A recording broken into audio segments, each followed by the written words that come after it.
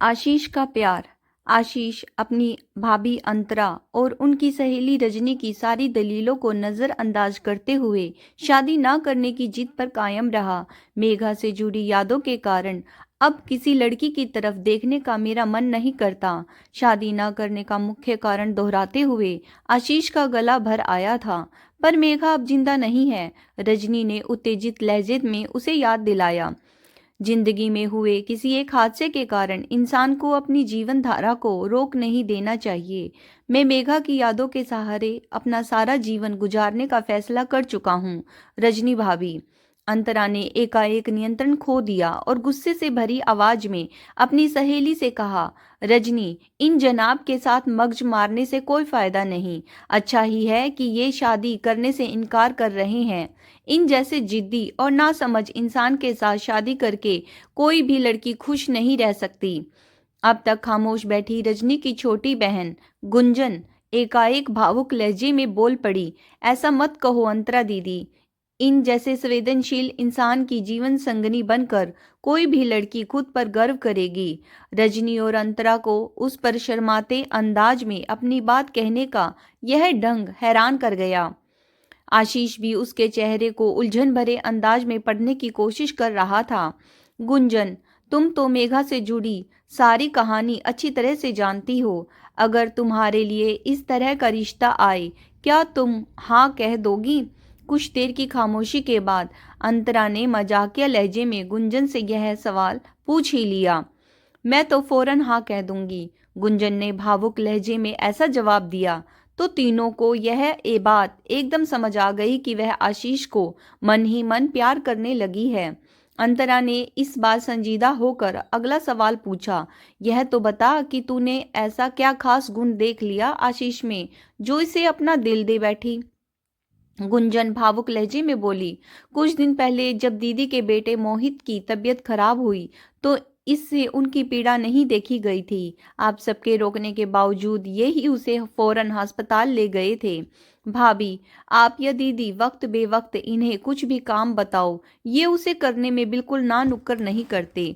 गुस्सा तो जैसे इनके स्वभाव में है ही नहीं, सबसे हंसकर मिलते हैं। मैंने इन्हें गरीब लोगों से भी हमेशा प्यार और इज्जत के साथ पेश आते देखा है। इनकी तो जितनी तारीफ की जाए कम है। आशीष ने माथे पर बल डालकर कहा, ऐसी बातें सोचने का कोई फायदा नहीं, क्योंकि मुझे तो कभी शादी नहीं करनी है। इस मामले में मेरा अपने दिल पर कोई नियंत्रण नहीं रहा है। तुम पागल हो क्या? क्यों इन सब की हंसी का पात्र बन रही हो? आप जैसा संवेदनशील और नेक दिल जीवन साथी मुझे ढूंढने पर नहीं मिलेगा। वह अपनी धुन में बोली, मानो उसने आशीष की बात सुनी ही ना हो। आशीष को बिल्कुल भी नहीं सूझा कि वह गुंजन से आगे क्या कहे। उसे यूं बेबस देख रजनी और अंतरा खुलकर मुस्कुराए जा रही थी। रजनी, मुझे तो तेरी छोटी बहन को अपनी देवरानी बनाने में कोई एतराज नहीं। भाभी प्लीज, हम अभी आए। ऐसा कहकर आशीष ने गुंजन का हाथ पकड़ा और उसे उनके बीच से उठाकर बाहर लॉन में ले आया। तुम सबके सामने ऐसी पागलपन वाली बातें करके अपना और मेरा मजाक मत उड़वाओ। आशीष नाराज नजर में आ रहा था। आप इस दुनिया को छोड़कर जा चुकी मेघा के अलावा किसी और लड़की से प्रेम नहीं करते हो ना? गुंजन एकदम संजीदा हो गई। नहीं, तुम मुझसे शादी कर लो। तुम मेरी मजबूरी समझो प्लीज। मैं मेघा को प्यार करता था, करता हूँ और करता रहूंगा। मुझे बिल्कुल आपके जैसा ही जीवन साथी चाहिए। अपनी मृत प्रेमिका के प्रति आप अगर इतने वफादार हो तो यकीनन मेरे प्यार के प्रति भी पूरी तरह से ईमानदार और वफादार रहोगे। मैं मेघा से कभी बेवफाई नहीं करूंगा। नाराजगी भरे अंदाज में उठकर आशीष अपने घर की तरफ चल पड़ा। और मेरा दिल कह रहा है कि हमारी शादी जरूर होकर रहेगी। गुंजन की इस घोषणा का कोई जवाब देने के लिए आशीष रुका ही नहीं था। आशीष का दिल जीतने की कोशिशें गुंजन ने उसी दिन से बड़े उत्साह के साथ शुरू कर दी। पड़ोस में होने के कारण वह सुबह शाम खूब सज धज कर आशीष से मिलने पहुंच जाती। मैं कैसी लग रही हूँ? आशीष के सामने आते ही वह उससे यह सवाल तब तक पूछती रहती जब तक वह उसकी तारीफ नहीं कर देता। अपने फोन के कैमरे से वह आशीष के हर किसी के साथ खूब फोटो खिंचवाती। उसका हर काम भाग भाग कर खुद करती। उसके साथ ज़्यादा से ज़्यादा समय बिताने के लिए वह अक्सर रात का खाना उसी के घर खाने लगी थी। वह अक्सर अपने पिया की बनी मैं तो दुल्हनिया और मेरा पिया घर आया जैसे गाने मस्त अंदाज में गाती हुई दोनों घरों में घूमती नजर आती तो आशीष के अलावा सब खूब दिल खोल कर हंसते। आशीष परेशान आशीष हर किसी से फरियाद करता कि कोई इस पगली को समझाओ प्लीज, यह अपनी भावनाओं पर काबू रखे, नहीं तो बाद में इसे ही दुख होगा। उसे समझाना हमारे बस की बात नहीं, वह तो तुम्हारे प्यार में पागल हो चुकी है। आशीष हर किसी से कुछ ऐसा ही जवाब पाकर आशीष की खीज नियंत्रण बढ़ती जाती थी। आने वाले कुछ दिनों में गुंजन ने अपने उत्साहपूर्ण व्यवहार से आशीष के पिता कैलाश और पुष्पा और बड़े भाई रोहित के दिलों को भी जीत लिया। उन सबके मन में यह उम्मीद बन गई कि कभी शादी ना करने के आशीष के फैसले को शायद गुंजन बदलने में कामयाब हो जाएगी। गुंजन की मां सुमन ने वरुण नाम के एक बिजनेसमैन के साथ गुंजन का रिश्ता पक्का करने का मन बना रखा था। जब गुंजन के आशीष को दिल देने की खबर उसके कानों तक पहुंची तो वे अपने पति सुरेश के साथ अगले ही दिन मेरठ से दिल्ली आ गई। गुंजन को सामने बैठा कर उन्होंने सख्त लहजे में उसे समझाना शुरू किया। शादी के बाद किसी भी लड़की की खुशियां सुनिश्चित करने में पैसा बहुत महत्वपूर्ण भूमिका निभाता है। मुझे तो इस बात से खुश होना चाहिए कि इतने अमीर घर की बहू बनने का मौका मिल रहा है, पर मैं आशीष को पसंद करती हूँ, उसे दिल की गहराइयों से प्यार करती हूँ। गुंजन ने रुआंसे स्वर में उन्हें अपने दिल की बात बता दी।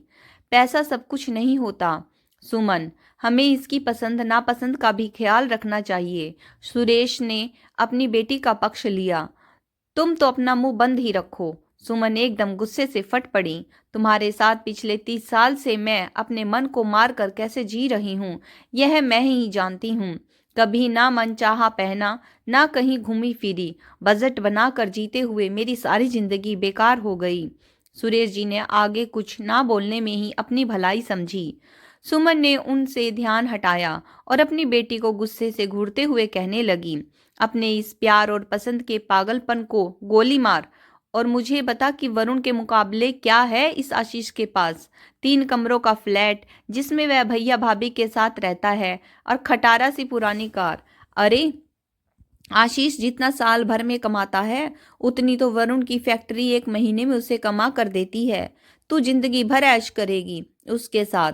गुंजन चिढ़ कर बोली, माँ मेरी नज़रों में वरुण एक अहंकारी और रूखा इंसान है जो अपनी तारीफ खुद करके सबको बहुत बोर करता है। उस काबिल लड़के में जबरदस्ती बेकार के नुक्स मत निकाल। देख, उन्हें सुंदर लड़की चाहिए और ऊपर से तेरी मौसी यह रिश्ता करवाने के लिए खूब भाग दौड़ कर रही है। तुझ में थोड़ी सी भी अकल है तो फौरन वरुण से शादी करने को हाँ कह दे। शादी के मामले में किसी ने मेरे साथ जबरदस्ती की तो मैं आत्महत्या कर लूंगी। ऐसी चेतावनी देकर गुंजन उनके सामने से हट गई। कुछ देर तक अपनी बेटी को कोसने के बाद सुमन ने गुंजन पर दबाव बढ़ाने के लिए वरुण को फौरन अगले दिन सुबह मेरठ से दिल्ली आने का हुक्म सुना दिया। सफल बिजनेसमैन वरुण बड़बोला इंसान था जिसे अपनी अमीरी पर बहुत घमंड था।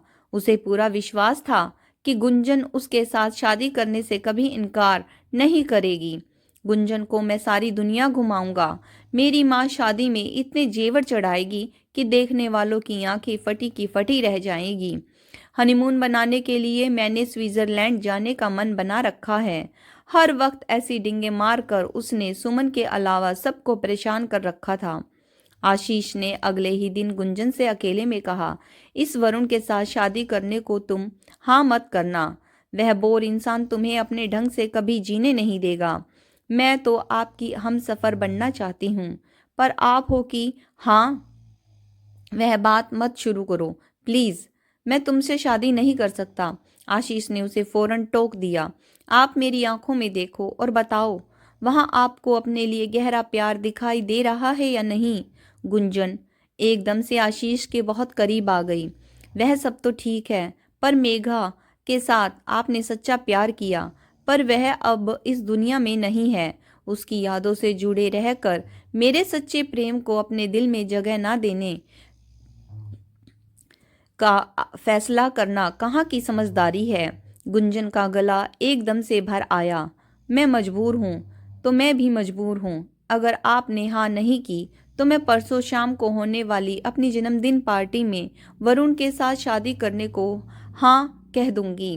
गुंजन ने अपना फैसला सुनाने के बाद भावुक अंदाज में उसका हाथ चूमा और अपने कमरे की तरफ चली गई। उस शाम को वरुण के वापस मेरठ लौटने से पहले गुंजन ने सबके सामने उससे कहा, मैं शादी को लेकर अपनी पक्की हाँ या ना आपको 2 दिन के अंदर जरूर बता दूंगी।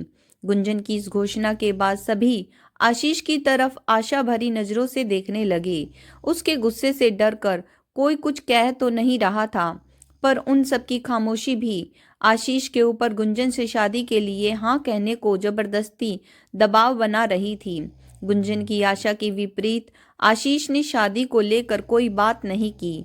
वह तो अपने घर से सुबह से देर रात तक के लिए 2 दिन ऐसा गायब रहा कि उन दोनों की अगली मुलाकात उसकी जन्मदिन पार्टी में ही हुई। पार्टी में शामिल होने के लिए जैसे ही आशीष ने ड्राइंग रूम में कदम रखा तो उससे बेहद खफा नजर आ रही गुंजन ने ऊंची आवाज में सबको संबोधित किया, अपने माता पिता की खुशी की खातिर मैंने वरुण से शादी करने का फैसला। आशीष ने ऊंची आवाज में टोक कर उसे अपना वाक्य पूरा नहीं करने दिया। गुंजन, तुम उस घमंडी इंसान के साथ कभी खुश नहीं रह सकोगी। तो आप क्यों परेशान हो रहे हैं? गुस्सा करना भूलकर गुंजन एकदम से रुआंसे हो उठी। अंतरा ने भी चुपते लहजे में अपने देवर को डांटा, यह बिल्कुल ठीक कह रही है। तुम्हारे प्रेम में पागल इस प्यारी सी, इस भोली सी, सुंदर सी लड़की की सुख दुख की तुम्हें कोई चिंता करने की जरूरत नहीं है। तुम तो जिंदगी भर अपनी मृत महबूबा को नाराज न करने की फिक्र ही करते रहना। अब सब बस भी करो। भाभी, आप सब लोगों के ताने सुन सुनकर मैं इतना तंग आ गया हूँ कि मुझे गुंजन से शादी करना मंजूर है। आशीष की इस घोषणा को सुन गुंजन के अलावा वहां उपस्थित हर इंसान तालियां बजा उठा। सबकी नजरों का केंद्र बन गई गुंजन ने उदास लहजे में अपने मन की बात कही, शादी के मामले में मुझे इनकी दया और एहसान नहीं चाहिए। ऐसी शादी करने का क्या फायदा कि इनके सामने मैं रहूं पर ये मेघा के विचारों में खोए रहें। पहले तुम ही शादी करने को मेरे पीछे हाथ धोकर पड़ी हुई थी और अब क्यों इनकार कर रही हो? आशीष ने उसके पास आकर मुस्कुराते हुए पूछा। मुझे लगता है कि मेरे साथ शादी करने का फैसला आपने खुश होकर नहीं किया है। मेरे मन में क्या है अब यह भी तुम बताओगी? मुझे ही क्या, यह तो सबको पता है कि आपके दिलो दिमाग पर मेघा का कब्जा है। तो तुम्हारे साथ साथ और सब भी कान खोलकर सुन लो कि मेघा ने ही मुझे तुमसे शादी करने की इजाजत दी है। आशीष ने अपना पर्स खोलकर सबको दिखाया। पर्स में अब तक मेघा का फोटो सभी ने लगा देखा था, पर इस वक्त वहां गुंजन की तस्वीर लगी नजर आई। एकाएक बेहद भावुक होकर आशीष गुंजन से बोला, मेघा ने ही कल रात मुझे देर रात तक समझाया कि अब से तुम मेरे सुख दुख का ख्याल रखोगी। कल रात के बाद से मैं आंखें बंद करता हूँ तो उसकी जगह अब मुझे तुम नजर आती हो। तुमसे शादी ना करके मुझसे शादी ना करके क्या तुम मेघा को कष्ट पहुंचाना चाहोगी? मैं भला ऐसा गलत काम क्यों करूंगी? हमारी शादी जरूर होगी। गुंजन किसी छोटी बच्ची की तरह खुशी से तालियां बजाती उछली और फिर शर्माते हुए आशीष के सीने से जा लगी। तो दोस्तों, आज की कहानी कैसी लगी कमेंट्स करके जरूर बताइएगा। अगर आपको कहानी पसंद आई है please like share and subscribe my channel stories bye Sunita Saini. Video को यहाँ तक देखने के लिए आप सब लोगों का बहुत बहुत बहुत बहुत धन्यवाद।